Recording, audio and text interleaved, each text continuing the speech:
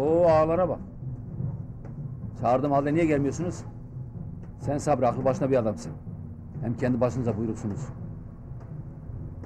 Ne akla elin adamı rahatsız edersiniz? Ya sen Yunus? Ne zaman büyüdün lan?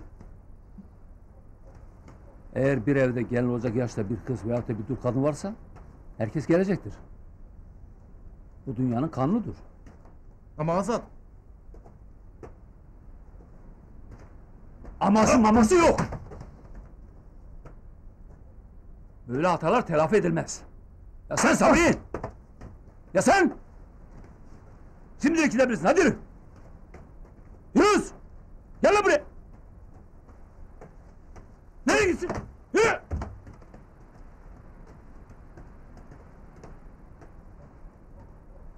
Alişir hele gelin. Asıl suç sende Alişir. Sen artık çocuk değilsin. Çocuk babası olacak yaştasın. Aynı zamanda babanın da yerindesin. Bunlara akıl verecek sensin. Bu saatten sonra hiçbir vukuat olmayacaktır Ecan'da. Bugün böyleydi, bundan sonra da böyle olacak. Ağalar, kusura bakmayın. Bunu yapmazsak önünü alamayız. Sen haklısın.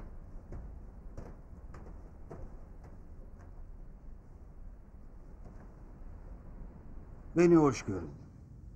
Belki yaşça büyük olabilirim. Ama henüz babamın yerini aratmayacak kadar büyümedim. Yanlış bir hareketim, davranışım, öfkem babamın kemiklerini sızlatır. Babamın yerini alacak kadar hazırlıklı değilim. Ben derim ki Alişir hem okumuş hem de daha da okumaya müsait bir kişiliğe sahip. Eğer nefsimize hakim olacaksak Alişir'i okutup yetiştirip babamın döşeğine oturtmalıyız. Ben buna itiraz ediyorum. Ramo kardeşi Alişir'e fedakarlık yapmaktadır. Zaman fedakarlık zamanı değildir. Hele zaman Alişir'in okuyup büyüme zamanı da değil. Dostumuz var, düşmanımız var. Cemal oğlum, aileye ikilik koyma. Yeri gelince Ramo'ya deli dersiniz. Ama gördüm ki Ramo hepinizden akıllı. Benim korkum Ramo'ydu. İkilik yaratır diyeydim. Ama yanılmışım. Gördün mü deli adamı? Akıllı dediğin deli olur. Ramon'un alnından öpüyorum. Ben bütün yaylaları, çadırları bir dolaştım. Tek sesimiz Azat başa geçmek istemiyorsa Alişir başa geçmeye uygundur. Söylenen budur. Yaşça konuşmak haddim değildir. Alişir benden de küçüktür. Biz gençlerin de gönlü Alişir'den yanadır. Azat ne der bilemem. Azat'ın düşüncesi Drejan için daha önemlidir. Azat kendi başına bugüne kadar buyruk olmadı ki.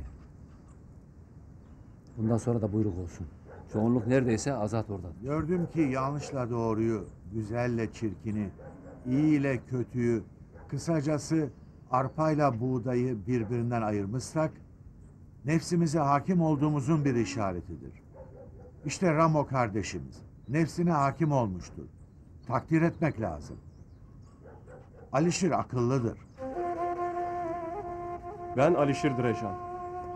Drejan bilsin ki Drejan'ın geleceği de geçmişi gibi aydınlık olacaktır. Hacı Ali Drejan nasıl ki atalarını aratmamışsa ben de babam Hacı Ali Drejan'ı aratmayacağıma huzurunuzda söz veriyorum. Dostlarımız da düşmanlarımız da bilsin ki her zaman haklı olan kazanır. Bizi yerimizden, yurdumuzdan silmek isteyenler gördüler ki biz yine galip olduk. Kendileri yine mağlup oldular. Artık suskunluğunu istemeyek Azat ağa. Bak Alişir, şu anki sorunun altında seni hep böyle sabırlı, cesaretli, azimli görmek isterim. Ağzına çıkan her söz, her kelime bir daha geri dönmemeli. Yeri gelince dilsiz ol, yalancı olma. Bilesin ki öfke korkunç bir ateştir. Bastıramazsan yanar gidersin. Akıl gibi zenginlik, bilgisizlik gibi yoksulluk, edep gibi büyük miras, danışmak gibi büyük erdem olamaz. Unutma, dünyada 3 şey geri gelmez. Söylenen söz, sıkılan mermi, geçen ömür. Bak Alişir, Drejan yalnız bu yaylalarla sınırı değil. Hiç sınırı olmadı da. Şu an omuzladığın yükü taşımayabilirsin. Ama bilesin ki yine sana güç verecek Drejan aşiretidir.